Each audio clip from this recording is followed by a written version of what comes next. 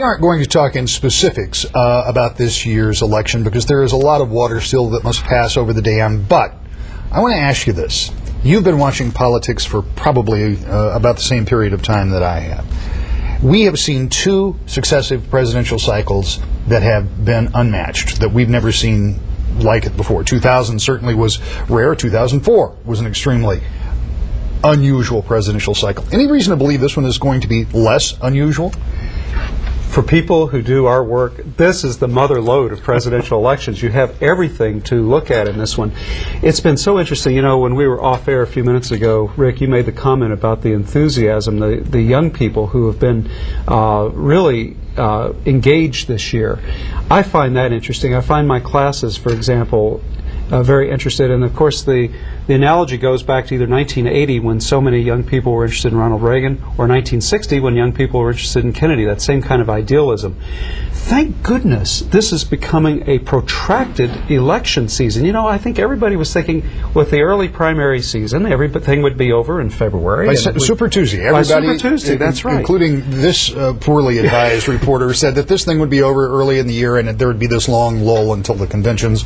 Well, we were wrong. We were wrong, and I was right there next to you, and I was just as wrong as everybody else. Thank goodness we've had a chance to get to know our candidates better. I think this has been a fascinating season. I think this is good for democracy to have these tough-minded debates.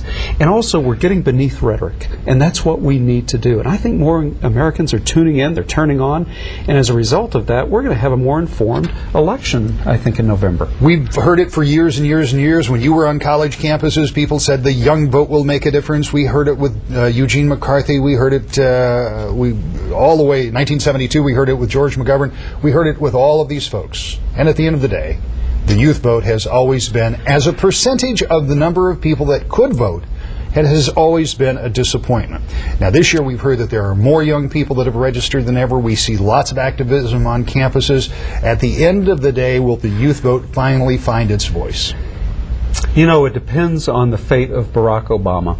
I think that so long as Barack Obama was able to position himself as the transcendent candidate who was going to bring us together, I think this is what excited youth.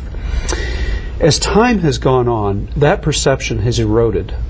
Not so much yet with youth, among youth, but certainly with, say, the guys, the gals our age. I think it depends on what happens between now and November with Barack Obama, how Senator Clinton positions him, and then how Senator McCain tries to position him. What happens in that? Is cynicism going to set in? I hope the cynicism per se doesn't set in, but it's just too early to tell. And it is politics where there is always a big home for cynicism. Gleaves Whitney, it is always a pleasure to have you with us. Right now there are people saying, I'd like to get in touch with them, and if they go to their website, where would it be? www.allpresidents.org. It's the Hauenstein Center for Presidential Studies at Grand Valley State University. We'll see you before this year is out. Thanks very much for your time. You can count on it. Thanks. We're back with more To the Point in just a moment.